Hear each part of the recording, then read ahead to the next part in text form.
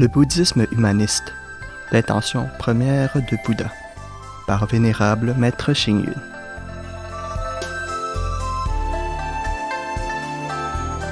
Propager le dharma pour purifier et transcender la personnalité de l'homme. Le bouddhisme humaniste est centré sur les trois joyaux, Bouddha, Dharma, Sangha. Les doctrines, l'impermanence, la souffrance, la vacuité, l'impersonnalité, les trois dharmassos, les quatre nobles vérités, le noble sentier octuple, les trois études, les quatre samgaras et les six paramitas sont les principes fondamentaux sur lesquels nous devons nous appuyer. Si j'insiste sur le terme humaniste, c'est parce que je veux que tous les bouddhistes sachent que le dharma est destiné au monde des hommes et que les hommes ont besoin du bouddhisme. C'est seulement de cette manière que l'on peut réaliser l'intention première de Bouddha. S'il s'éloigne des hommes et de la vie, le bouddhisme se marginalise et sera rejeté. C'est dans le monde des cinq désirs et des six perceptions que le bouddhisme humaniste purifie et transcende la personnalité de l'homme. À cette époque, je ne pensais qu'à promouvoir le bouddhisme humaniste. À plusieurs reprises, je refusais de devenir directeur de l'association bouddhiste du district de Ilan. Dans mon esprit, si je ne pouvais même pas participer à l'association bouddhiste de Chine continentale, à quoi bon être le directeur de l'association bouddhiste de Ilan? C'est pourquoi, durant ces décades vécues à Ilan, je n'ai aucun titre et aucune appellation.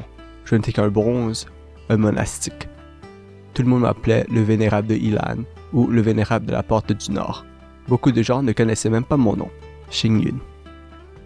Évidemment, je n'avais pas abandonné le travail de publication. Toutes les semaines et tous les mois, j'envoyais des articles à des revues et des magazines comme Chueshi, Éveiller le monde, Renshen, La vie, Chuechen, Éveiller les hommes et Putishu, Art Body. Finalement, dans les années 60, quelques jeunes de Ilan fondèrent un centre culturel bouddhiste à Shangchongpu, près de Taipei, pour publier, en langue vernaculaire, des textes bouddhistes intitulés « Imprimer un sutra tous les mois » et distribuer des matériels et objets bouddhistes. Comme ils étaient de plus en plus nombreux, ils me demandèrent « Maître, outre la pratique, que pouvons-nous faire pour le bouddhisme ?» Cette question résonna à mes oreilles comme un coup de tonnerre. En effet, en plus de la pratique, que pouvaient faire les adeptes pour le bouddhisme? Alors, je les encourageais à créer un jardin d'enfants et un centre culturel bouddhiste pour rendre service aux autres adeptes. Parmi ces jeunes, y figuraient Xingping, Chuchuan, Chuhui, Chuchun, qui, à cette époque, n'étaient pas encore entrés dans les ordres bouddhistes. Cependant, ces agissements éveillèrent les soupçons et la jalousie de certains membres de l'Association bouddhiste de la République de Chine, Taïwan. De peur que je les surpasse, ils me créèrent toutes sortes de difficultés et multiplièrent les tentatives de boycott. C'est ainsi qu'ils refusaient de transmettre les demandes d'autorisation de nos jeunes qui voulaient étudier au Japon et que nos demandes pour partir en pèlerinage en Inde ou ailleurs étaient toujours contestées. Heureusement, quelques officiers du gouvernement nous aidaient en proposant des solutions alternatives. Alors, je me suis dit, je dois faire partie de l'Association bouddhiste de Chine pour éviter ces obstacles. Et comme il n'y avait pas beaucoup de jeunes candidats à cette époque, j'ai eu le soutien de certains aînés qui voulaient même que je devienne délégué permanent de l'association.